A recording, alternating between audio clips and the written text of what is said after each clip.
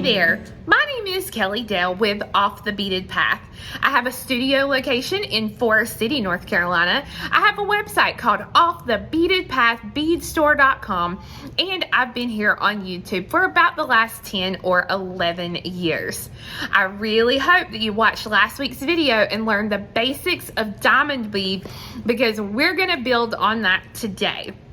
If you did not catch that video, make sure to check out the description box below. I'm going to put a direct link to last week's video.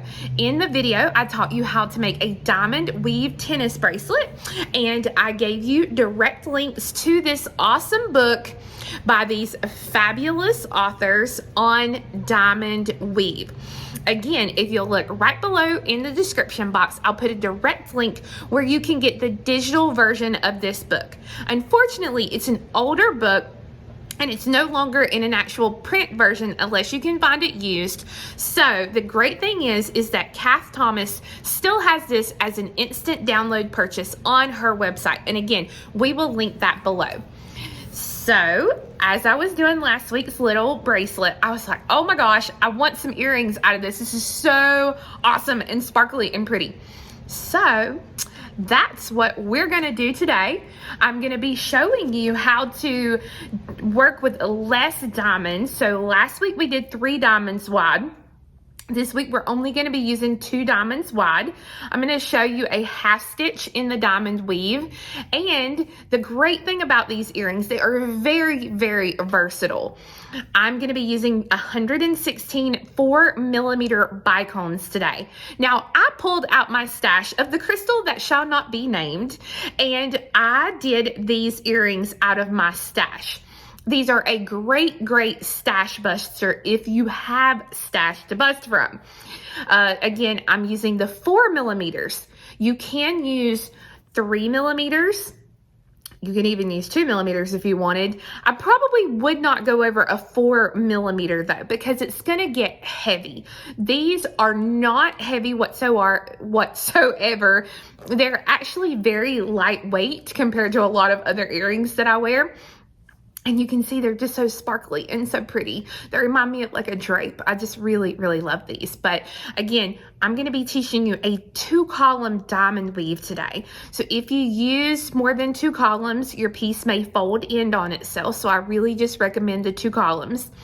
But also for the length, and I'll actually measure these so you can see these, but for the length, if you don't want them that long, just do less rows. If you want them a lot longer, then do a whole lot more. They're totally customizable, and I think you're really going to enjoy them. So the 4mm Bicones fit together really, really nicely with the less thread showing. So that is why a bicone is suggested. But again, use whatever you want. The only other thing that you're going to need is you're going to need a size 12 beading needle. You are going to need 2 to 4 yards of your favorite beading thread. Now here's why I say 2 to 4. If you are going to use a wildfire or a fire line, single thread is fine. You'll use a yard for each earring. If you are going to use something like 1G, KO, or even the dragon thread, that's what I'm going to be using today, I'm going to double that thread, so each earring is going to take 2 yards for a total of 4. So it's completely up to you as to which thread you use, but just know you may have to double up on your thread if you're using a little bit of a thinner thread like I'm going to be using today. So go ahead, get your materials together, and let's get started. This is the earring that I'm going to be demonstrating how to make today. I'm going to be using the 4mm Light Colorado Topaz because it goes with my favorite color, which is cheetah print. One thing that I did not tell you about in the supply list is you are going to need either 4 size 11 seed beads for each earring for the top of the earring, or I'm going to be using a Pilos or Pilos symbol bead finding here. Now this specific one says it's for a size 8-0 round bead, and you can see here, this is the name of it. It's about 4.1 millimeter wide, 6.9 millimeter tall, and it comes in the gold, the silver, and the rose gold. And you can see today I'm going to be using that beautiful rose gold color. I like this just because it gives it a nice, really professional finish look to it. But if you don't want that or you don't have that, no biggie. Just use the 411 seed beads. And you can see here how that is put together. The earring itself, the beadwork just itself is going to hit about right there. Okay, so if I do this in the centimeters for my centimeter friends, it's where we're going to be at. With the ear wire, now I like a larger size ear wire, but with the larger size ear wire, it's going to hit right at 3 inches. And there for my centimeter folks. So like I said, if you want it shorter, just do less diamonds. So you can kind of see on this one, I don't know where my little pointer is at. I'm going to hold it like this so that you can see it a little better. But you'll notice here, 2 beads on the sides make up a diamond. So I've got 1 diamond, 2 diamonds, 3 diamonds, 4, 5, 6, 7 diamonds. So 7 rows. So if you want it shorter, just make less rows. If you want it longer, make more than 7 rows and you're set. For the project today, I'm going to be using the dragon thread in the 0.006. I'm going to be using the green today because it kind of blends with everything. But what I've done is I have taken, and this is 2 yards of thread. I put my needle in the center, and then I used some of my thread magic. And all I did was take the 2 pieces together and run them through this thread wax. This just will keep the 2 threads together better so that it works better as a single unit rather than 2 separate pieces.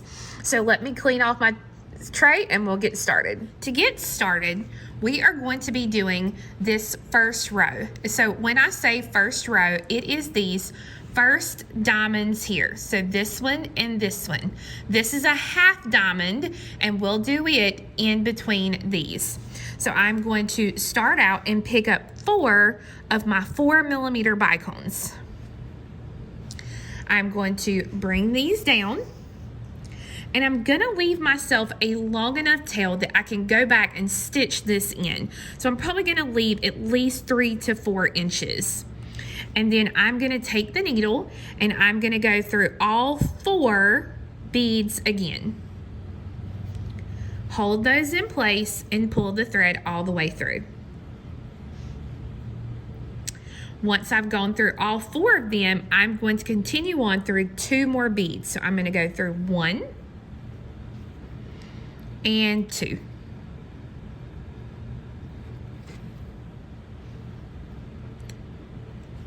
Thread on 4 beads.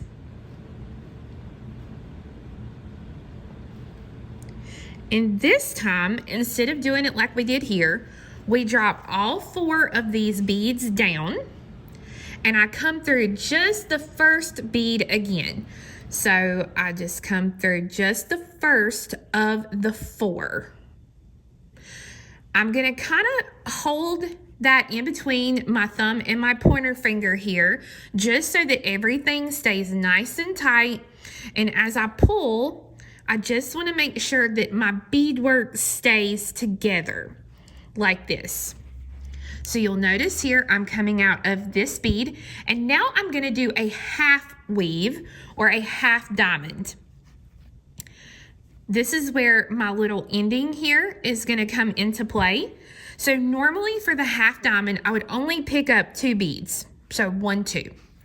If you are going to use the size 11 seed bead here at the top, go ahead and thread on your 4 millimeter, an 11, and then a 4 millimeter. For this stitch, I'm going to be picking up the 4 millimeter, the Pilos, whatever, and a 4 millimeter. My thread is coming out of this bead here to the right.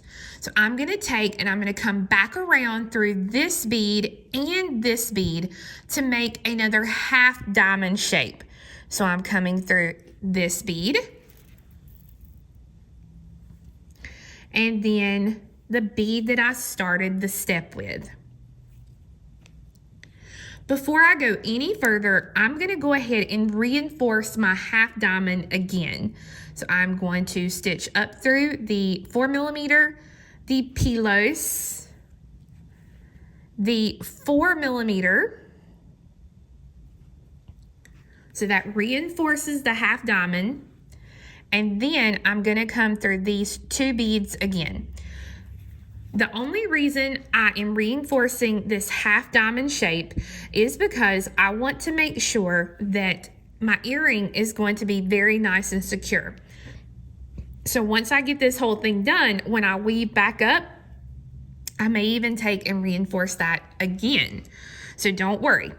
So now, just like we learned last week, I'm going to continue through this bead and this bead to work the second row of the diamond weave. So there's 1 and 2. I thread on 4 beads.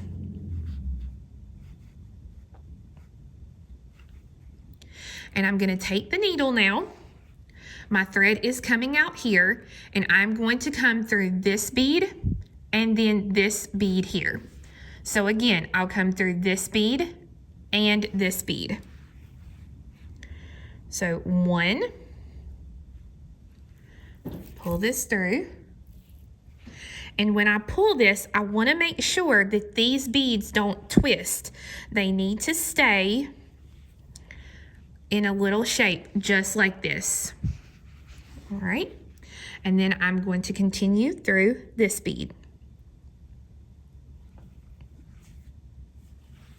Pull this through.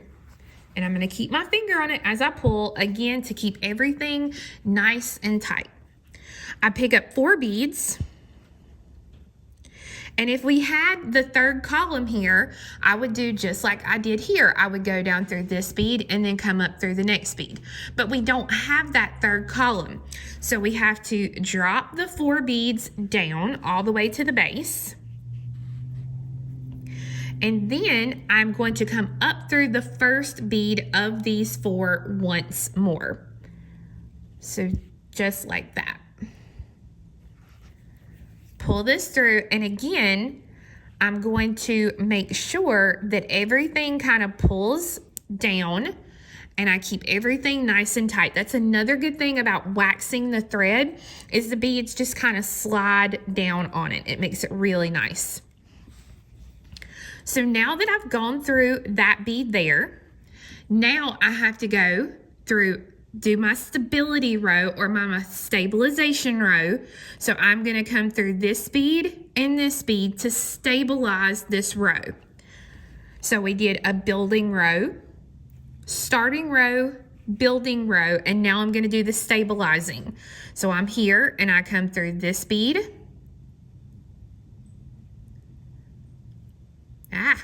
Come on, that bead, and then this end bead.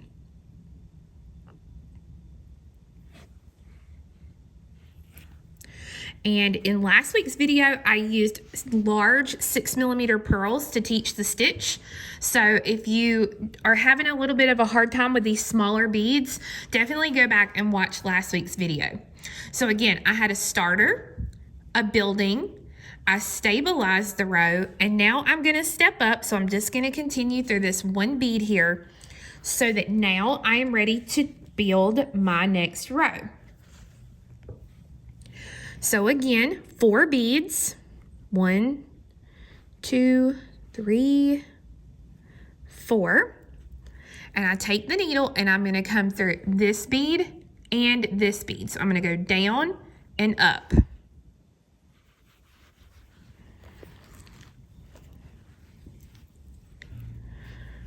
And when I hold it like this, this is just more comfortable. I'm going to, again, make sure that these beads don't twist, that they stay perfect like they should. and then I'll come through this bead here.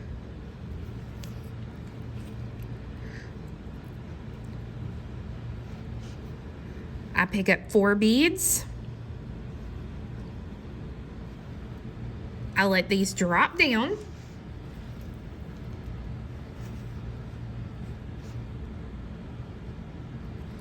And then I go back through the first bead of those 4 again.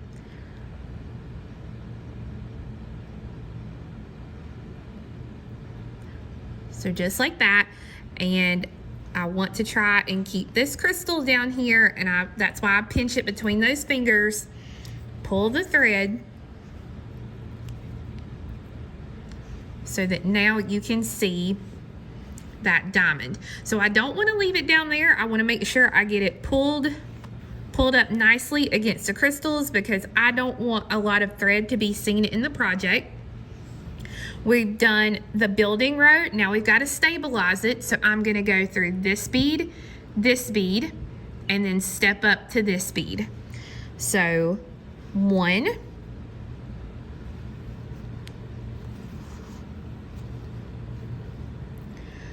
2,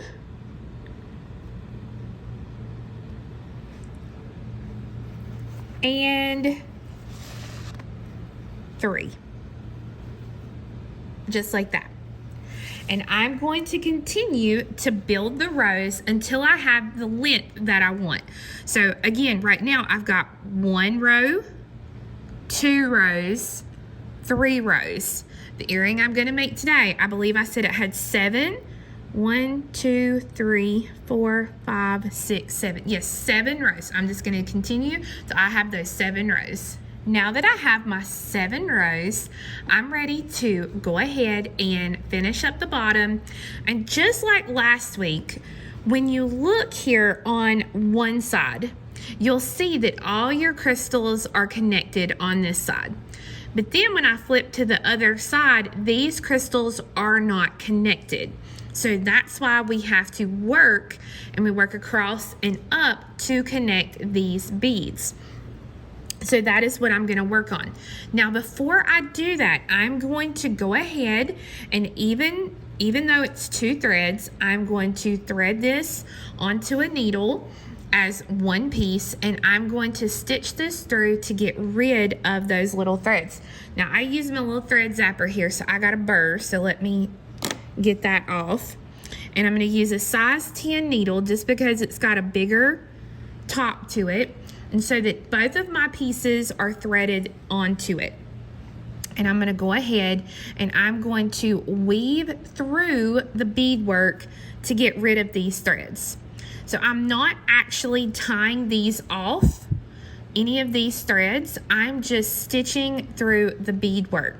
Now, this is going to, whether you tie it off or you don't tie it off, is going to come into play because you have to kind of pay attention to your thread color, especially if you are using these transparent crystals. Because I'm using the green, I can't see this really in my beadwork. It really blends in and I don't have to worry about it.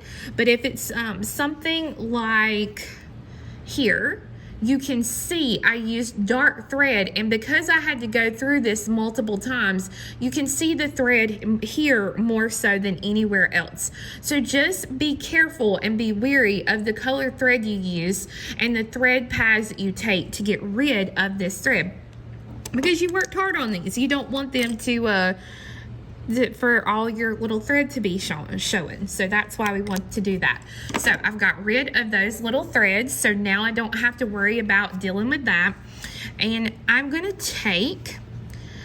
I finished my stabilizing row and I stepped up like I was gonna add another row.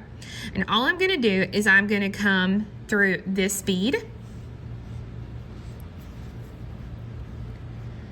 the bead next to it, and then this bead, and that connects my beads here at the bottom. Now I'm gonna flip it and I'm gonna be working back up towards the top of the earring, and I'm going to just work in a down and up motion through the beadwork to connect these edges. Now, as I connect the edges, I don't want to pull this super tight. I want these to just pull enough to connect the edges together.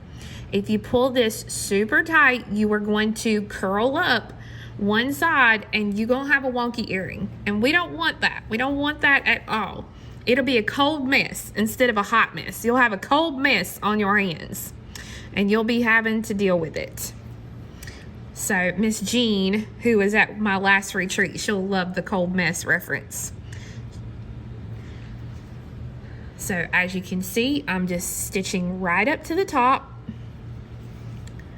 And Cath did reach out to me after the last video, and she was saying that if you do not want to do this, having to work back up, you can also work half units, and that is, I believe, on page 30 of the book. Teaches you how to make half units just like this one, but around the edging so that everything is already connected and you don't have to go back and do that again.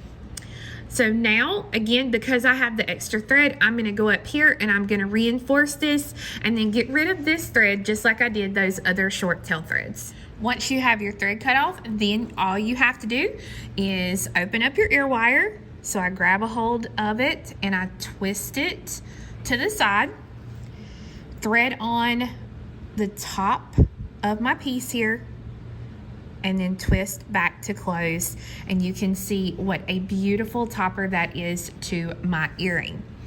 Now, if you are doing the 4 beads like this, you can see here, I came out of the bead, I threaded on 2 beads and my closure or my ear wire, and I came back through this bead right here. I picked up a bead and then went back to do this little topper here. So you can see that you actually stitch this in with your piece, whereas this one, it connects with your Pilos binding. So guys, the blue that I had on earlier looked really good, but this tops off the cheetah print. I love these earrings. And again, they're very lightweight. I think you'll be really pleased with how these turned out. So if you have not got this book yet, make sure to hit Cath Thomas's website. And again, there's a direct link below the video here on how to do the diamond weave, because this is just basic diamond weave, you guys. So you are going to love this. Now, make sure to come back next week because I'm going to be showing you a beautiful bracelet that I've made using the diamond weave. I still got thread attached to this one, using the diamond weave, and it's embellished. And I'm going to be showing you another new symbol finding. This is the Suda magnetic closure. It is gorgeous. I love it. I did that on this one. I'm going to show you how to add a different type of closure again on another sample bracelet. So make sure to come back next week to learn how to make this one in the diamond weave as well. You guys have a fabulous week, and we'll see you again next time. Bye-bye.